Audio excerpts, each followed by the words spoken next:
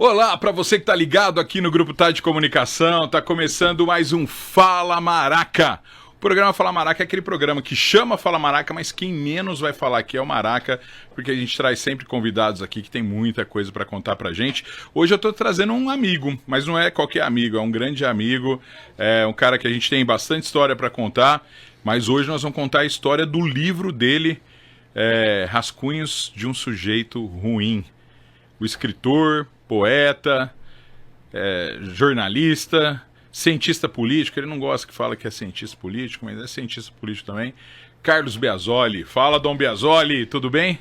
Maraca, primeiramente, assim, uma satisfação imensa, agradecer a todo mundo aqui da técnica e queria dizer que a minha estima por você é mais do que recíproca. Você é um grande amigo, um amigo leal, um grande pai de família e uma pessoa que tem uma história muito grande dentro da minha vida, e a literatura é justamente colocar a vida no papel. Muito obrigado pelo espaço. Eu que agradeço, Bia. E eu quero dizer o seguinte, estou aqui até feliz, cheio de gente ao nosso redor aqui, gente boa, e isso não é por acaso, e aí eu queria falar de gente boa, cara. Como é que você tem um livro que chama Rascunhos de um Sujeito Ruim? Você é uma das melhores pessoas que eu conheço, Biasoli. Me explica aí, de onde você tirou esse nome aí, cara? Eu acredito que todo mundo tem uma dualidade dentro dele, né? Você é o Maraca pai, você é o Maraca político, você é o Maraca que torce pro Palmeiras, você é o Maraca filho da Dona Isaura, filho do Moa. Então cada um tem algumas particularidades.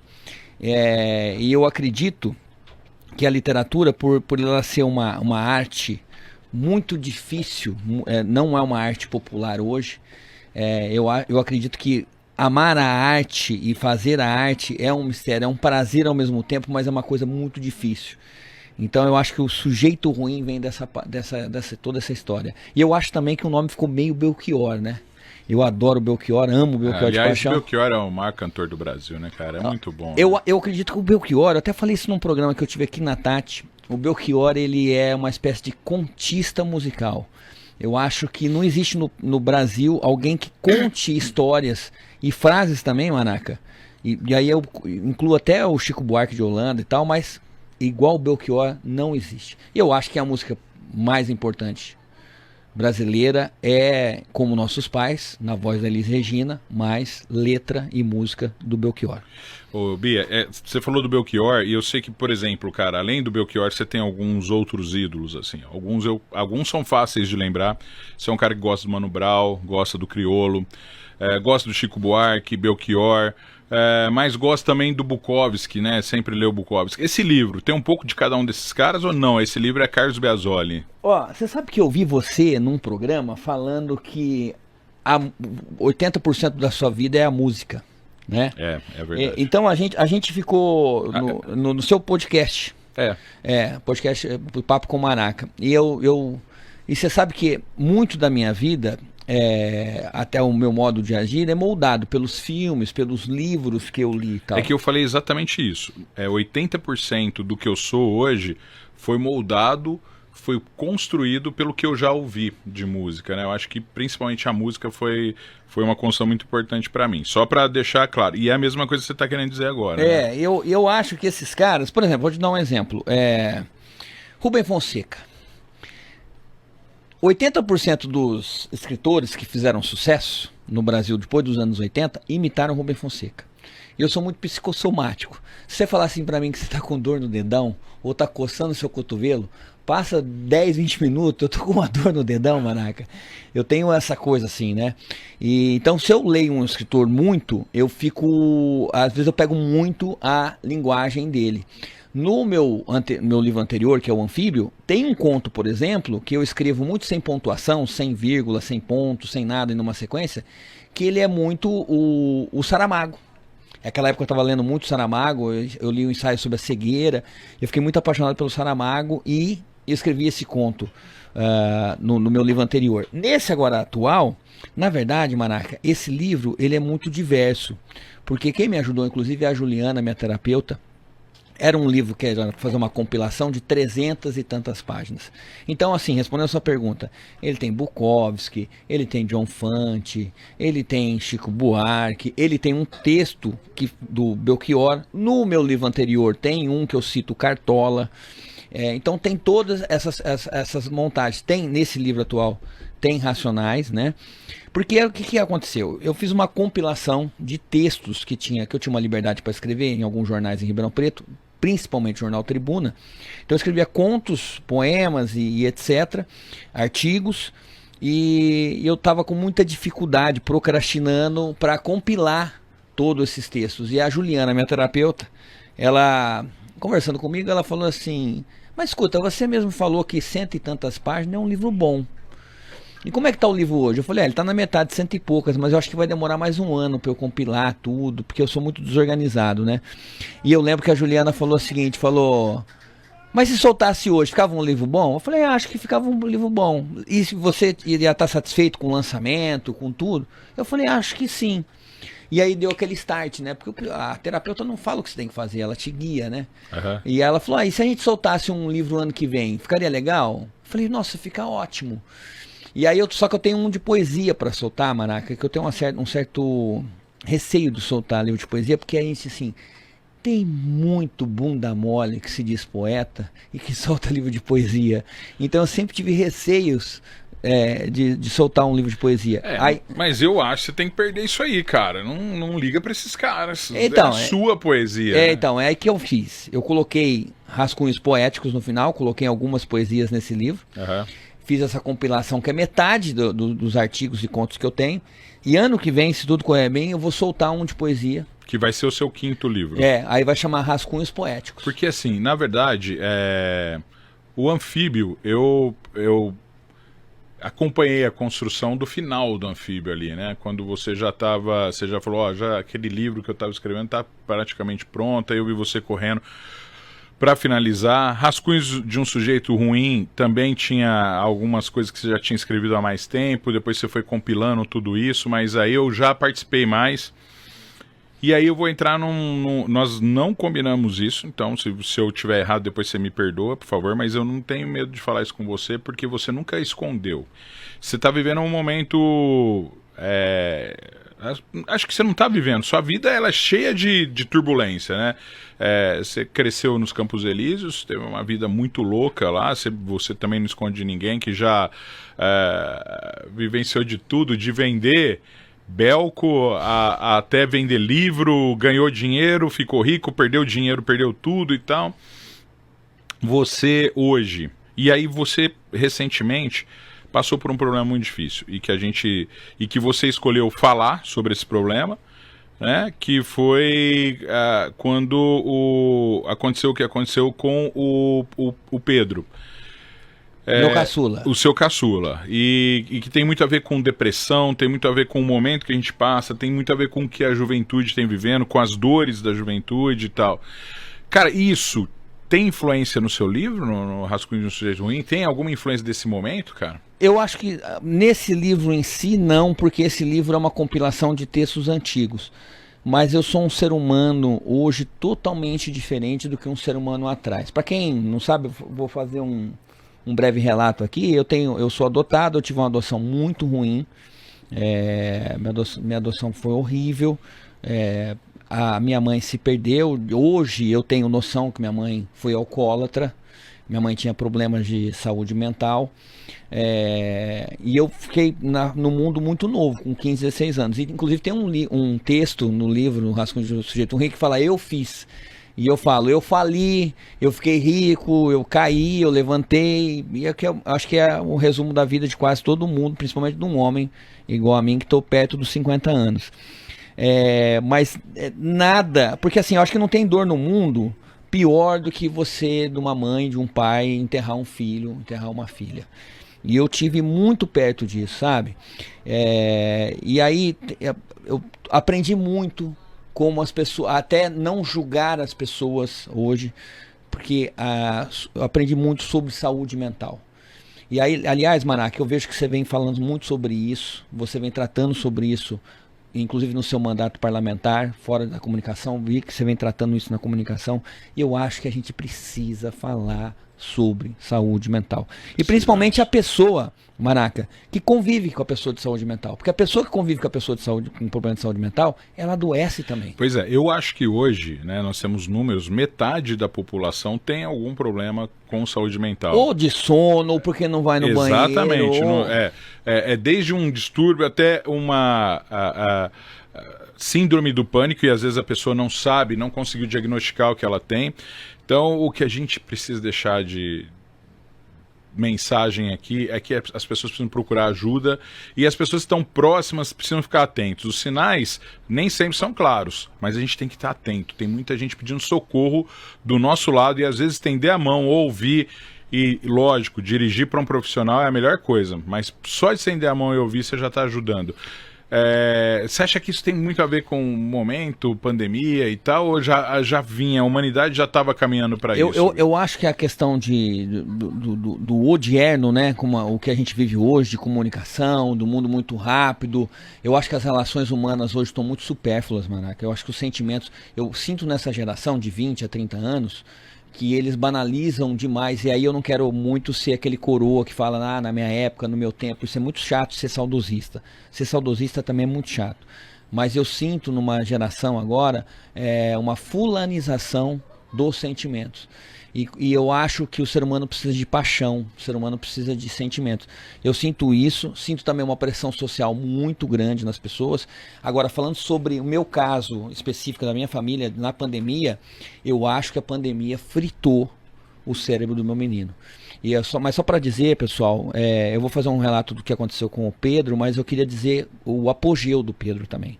Então eu vou falar a desdita dele, mas eu vou chegar no apogeu. Então, esperem aqui. O Pedro se atentou contra a vida dele. Ele já vinha, a gente conversou uma semana antes do que ele estava passando, e naquele dia foi o melhor dia. Ele já estava se tratando, né? Porque a gente já conversava sobre isso. E assim, ele teve um rebote do remédio, porque o remédio, às vezes, antes de fazer efeito, ele tem um rebote. E aquele dia, Maraca, olha os sinais. Foi o dia que ele mais curtiu com os amigos, o dia que ele estava melhor, só que ele já tinha planejado isso semanas e semanas. Mas eu queria dizer, o Pedro ficou 16 dias internado no lugar mais nobre de Ribeirão Preto. Não existe igreja, não existe local público mais nobre do que o segundo andar da UE, o HC, do centro de Ribeirão Preto, que é onde é a pediatria. E deixar claro que ele foi tratado pelo SUS, pelo Sistema Único de Saúde. Desde onde ele foi socorrido, que foi pela SAMU, até ir para a UE, que aí ele ficou na CTI 3 dias, ao todo ele ficou 16 dias na unidade do HC. Eu fiz uma carta, modéstia à parte, lindíssima, agradecendo todos os profissionais, e ali eu aprendi, Maraca, que muito sobre a enfermagem, porque a gente tem um respeito muito grande pela enfermagem, mas a enfermagem cuida, a enfermagem agrada, a enfermagem é psicólogo. As profissionais e os profissionais de enfermagem, cara, eles dão um respaldo hoje e sempre deram, e sempre enfrentaram, sempre Maraca, nada chega mais perto da maternidade do que a enfermagem. Sim. É uma coisa absurda o que é um enfermeiro. Porque o médico, ele também, com todo o mistério que o médico tem de realmente salvar vidas. Eu queria mandar aqui um abraço para a doutora Mayra, que foi ela que recebeu, a Mayra De Biasi. Doutora Mayra, cidadã Ribeirão Pretana. Cidadã Ribeirão Pretana, pelas mãos do vereador Maraca. A doutora Mayra recebeu meu filho no trauma. Queriam entubar o menino e o índice, o percentual de pessoas que não voltam na idade dele, que são entubadas, é muito grande. Ela falou, não vai fazer isso, eu vou estabilizar esse menino. E a doutora Mayra segurou esse menino e esse menino ficou 16 dias no HC. E eu sinto muita gratidão. E você ficou 16 dias. A Ana ficou 16 dias. A mãe do Pedro, uma excelente mãe. A gente ficou revezando e... Bom, queria dizer, pessoal, que o Pedro se tratou depois disso. O Pedro tem consciência do seu corpo, de dormir, de fazer atividades, de ocupar a sua mente. Então o Pedro hoje é um menino que ele faz artes marciais, ele faz vôlei, ele faz musculação, que é muito importante, ele faz cardio, ele ocupa todos os dias sua mente. Deixa eu fazer um comentário. Eu me lembro de 2 momentos. O primeiro momento Algumas horas depois do acidente, eu chegando no HC e vocês estavam numa reunião com os médicos. E aquilo devia ser um desespero muito grande, porque as informações ainda não eram totalmente seguras que vocês recebiam. O alívio dele estar vivo, né, de saber que ele estava vivo, mas sem saber o que poderia acontecer, sem saber como estava a cabeça, o cérebro. Lembrando que ele se quebrou muito, né, ele teve muitas fraturas no corpo e tal. Cara, esse momento me lembra, mas o momento que mais me lembra é ver o Pedro extremamente frágil, pequenininho, ali naquela cama, mas o quanto, e aí esse foi um outro momento no hospital, mas o quanto rapidamente ele foi resiliente, o quanto rapidamente ele se transformou num outro cidadão logo depois daquilo. E aquilo tem muito a ver com esse atendimento humanizado que você falou, mas também uma coisa que o HC leva, que é justamente a qualidade nesse atendimento, que é muito... Cara, muitas pessoas optam para ir para o HC e deixam o hospital particular para ir para o HC, sabendo que lá eles estarão recebendo melhor tratamento. Pena que isso também não é 100% universalizado, e pena que ainda existem pessoas que não entendem que nós precisamos tratar o antes, né? Que é mais importante ainda. A gente fugiu um pouco do livro por conta desse assunto, eu queria voltar depois para o livro, mas você acabou levantando uma bandeira, né? Olha, primeiro assim, já te convidei para isso. Eu acho que a gente tem que fazer uma semana sobre saúde mental em Ribeirão Preto. A gente tem que falar sobre isso. Queria mandar um beijo para a doutora Natália, que é a psiquiatra do Pedro. Mas assim, primeiro assim, falar do HC. Você falou sobre a qualidade e tudo. Eu perguntei lá se eles tinham uma espécie de compliance. Mas compliance? O que é isso? Eu falei, vocês devem ter alguma coisa aqui, porque é impossível. Desde do porteiro até aqui em cima, todo mundo te trata bem, todo mundo sorri pra você, todo mundo te dá esperança. Então foi uma coisa muito importante. E o Pedro Maraca, falando sobre a resiliência dele, o Pedro hoje, ele faz Senac e ele aos 15 anos é um estagiário de uma pesquisa na USP. Então assim, ele... Queria dizer, pessoal, que saúde mental tem cura. Saúde mental tem caminhos. Então você que sofre, você que... Sabe? E tem uma coisa muito importante que eu venho estudando muito sobre isso, viu, Maraca? Eu virei meu PhD, quanto mais a gente estuda, mais a gente vê que a gente não entende nada. O ambiente tem uma influência muito absurda. Então, às vezes, as pessoas ao seu redor, o ambiente que você vive, tem muito a ver com a sua saúde mental. Então, se você quer mudar o modo de vida, você tem que mudar o seu ambiente, mudar as pessoas ao seu redor, às vezes, e mudar algumas coisas, e procurar um profissional, e se medicar, e não ter vergonha sobre isso. E assim, pessoal, pelo amor de Deus, não misturem religião, não misturem... não fulanizem a questão da saúde mental. Não é mimimi, não é falta de Deus, não é nada. Saúde mental é uma questão química, às vezes é um déficit de dopamina ou serotonina no corpo de uma pessoa que sofre de saúde mental, assim como um diabético. Por exemplo, eu tenho um índice de gordura muito baixo e eu tenho colesterol alto, e às vezes eu preciso tomar um remedinho para o colesterol abaixar. E o Pedro tem um problema de serotonina e dopamina, é isso. Muito bem. Bom, nós estamos falando aqui com o escritor, jornalista, pai, Carlos Biasoli. E eu quero voltar para o Rascunhos de um Sujeito Ruim, que eu bato nessa tecla que não é tão ruim assim. Cara, você conseguiu trazer um baita cara para fazer a introdução do seu livro. Um grande intelectual, um cara inteligente, que sabe, conhece das coisas da vida, tem história na cidade de Ribeirão Preto, que é o Wagner Rossi. Como foi para você o Wagner ter escrito aí as primeiras linhas do seu livro? Primeiro assim, quem conversa ou conversou com o Wagner Rossi sabe que ele é o melhor papo da política. Eu tenho uma amizade imensa pelo Baleia. O Baleia, para mim, é a pessoa que tem mais inteligência emocional que eu conheço na minha vida. Porque eu tenho uma inteligência lógica e criativa muito forte, mas a minha inteligência emocional não chega nem a metade da inteligência do Baleia. O Baleia tem uma inteligência emocional fora de série. Mas o Wagner, o Dr. Wagner, é o melhor papo da política. É inacreditável a sapiência, a inteligência dele. E Maraca, não sei se você viu, você chegou a ver o currículo dele? Vi. Não, o currículo dele, Cara, o cara foi, na época, que hoje é mais fácil, né? Hoje tem um acesso, o cara foi PhD em pedagogia nos Estados Unidos. E assim, as pessoas não sabem, o Wagner Rossi foi quem escreveu, além de ser secretário de Estado, o Wagner Rossi escreveu o plano educacional do então candidato a governo do Estado, Franco Montoro. E nessa época, justamente nessa época, na época do Montoro e tal, cara, tem histórias do Wagner com grandes nomes da política brasileira, Fernando Henrique, entre outros. A gente tinha aqui, do lado de Ribeirão Preto, o Trigo, né, que estava sempre, ele foi médico também e tal, e o Trigo me contava muita história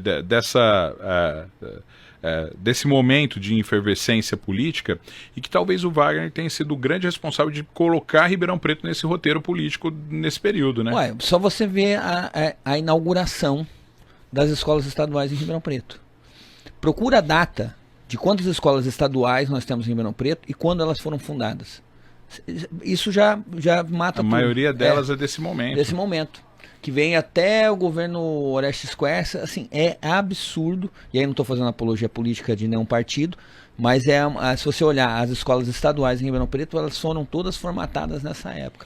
O Wagner é um grande homem público, mas assim, independente da questão política, ele é também um grande intelectual. Então foi uma honra para você tê-lo aí como subscritor do livro? Poxa, foi assim, e o texto dele, né? Eu até brinquei com ele, eu falei assim, doutor, foi uma sacanagem esse texto aqui, né? Porque, depois desse texto aqui não precisa nem ler o livro. Porque, assim, o texto dele ficou bom demais, ficou maravilhoso. Foi um texto muito... um texto que me deixou muito feliz, sou muito grato e, assim, com muito cuidado. Nossa, Maraca, me senti muito acolhido com esse texto, porque o texto que abre um livro é uma coisa muito importante. É igual você escolher um padrinho pro seu filho, sabe? Você tem que ser uma pessoa que vai... porque dizem quando na falha dos pais, né? O padrinho cuida dos filhos. Eu acho que quem faz o prefácio de um livro é mais ou menos um padrinho, né?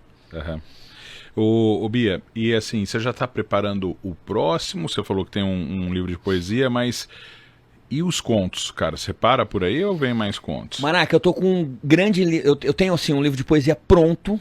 Eu precisaria dar uma sacudida, mas eu não vou fazer isso para não deixar meus amigos loucos, né? Porque quando eu vou lançar o livro, eu deixo todo mundo doido, né? Eu fico enchendo o saco de todo mundo para ir no livro e no lançamento. E, modéstia à parte, nós lotamos o Santa Úrsula, né? No dia do lançamento lá, fazia uma fila imensa. Nossa, foi muito legal. O superintendente do Santa Úrsula apareceu lá na fila lá, falou assim, nossa, que bagunça boa que você fez aqui no shopping, viu? Você podia fazer uma bagunça dessa toda semana. Eu falei, bom, tem que lançar um livro por semana, né? Eu tenho, Maraca, um que chama Promissores, Promissos Proscritos, que é um livro que está 95% pronto, que é de poesia. Eu tenho um que está ainda na formatação, eu estou compilando ainda, que é o Rascunho do Sujeito Ruim 2, que é a compilação desses textos de jornal e tal, mas tem um que eu estou escrevendo, que eu vou falar muito sobre a família, que a gente está muito agora com essa discussão sobre o que é família, né? Teve agora numa comissão na Câmara Federal, que família é um casal padrão, hétero, homem, mulher, porque as pessoas confundem a questão da homossexualidade como se fosse sacanagem, pecado. As pessoas não entendem que um homem pode também, só pensa os dois homens na cama quando você fala homossexualidade, você não pensa que um homem pode amar um outro homem, uma mulher pode amar uma outra mulher, ou um homem pode amar uma mulher e amar um homem também ao mesmo tempo. Então eu vou escrever um livro que vai tratar sobre famílias, contos, histórias sobre pessoas que se conheceram, como é que elas vivem, como elas se separaram, mas eu vou tratar de vários e vários tipos de família, e vai ser um livro de contos. Então, vou tratar sobre um casal hétero, padrão, homem e mulher, vou tratar sobre homossexuais, e saiu agora, Maraca, uma decisão de um juiz sobre um trisal. São 3 pessoas que vivem. Eu não estou sabendo. Saiu agora uma decisão de um trisal. Então, assim, o direito de família, por exemplo, no Brasil está mudando muito. E esse livro vai tratar sobre os diferentes tipos de família. Muito bem. Ó, Bia, tá eu vou colocar na tela aí, o Rogerinho vai colocar pra gente ali, o livro tá aí, ó. Carlos Biasoli, Rascunhos de um Sujeito Ruim. E o sujeito ruim tá justamente ali atrás, segurando o livro. Quem quiser adquirir o livro ainda dá para comprar, Bia? Onde que o pessoal procura? Pode procurar no meu Instagram, @CarlosBiasoli, mas eu vou soltar agora o livro eletrônico nos próximos dias, aí eu vou pedir até para você fazer uma propaganda para mim aqui, uma parte, viu, pessoal? E vou soltar porque o Anfíbio agora eu acabei de colocar ele é eletrônico, e vou colocar também um rascunho. Ô Bia, quero só para terminar, cara, eu tenho mais 2 minutos pra gente terminar, rapidinho. Primeiro, nós estamos entrando num momento político aqui na cidade. Eu costumo dizer que a política é grande, é gigante, é uma ferramenta que melhora a vida das pessoas. Se a gente conseguir ter uma gestão que pense nas pessoas, e quando eu digo pessoas, é uma cidade inteira, que pense no coletivo, que pense em Ribeirão Preto, lá no Mané Bola, no Salgado Filho, lá na Dona Rose, no Parque Ribeirão Preto, lá na Dona Isaura, né, e as vizinhas da Dona Isaura no Quintino 2, Dona Isaura é minha mãe, lá no Biagio, que trabalha com verdura há tanto tempo. Quer dizer, pensar nessas pessoas é algo que deveria ser um mantra para todo político, né?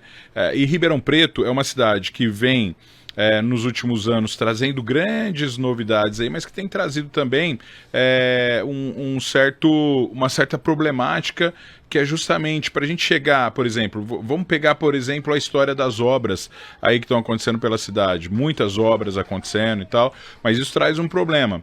E aí, eu sempre tenho uma palavra elogiando quando a gente consegue fazer com que uma cidade de Ribeirão Preto tenha elementos e ferramentas para ter um trânsito melhor, por exemplo, já que a gente está falando das obras viárias, o trânsito, e isso é pensando nas pessoas, pensando em todos, naqueles que precisam de se mover com o seu carro, mas principalmente naqueles que precisam pegar ônibus, que precisam da mobilidade urbana, precisam usar o transporte coletivo.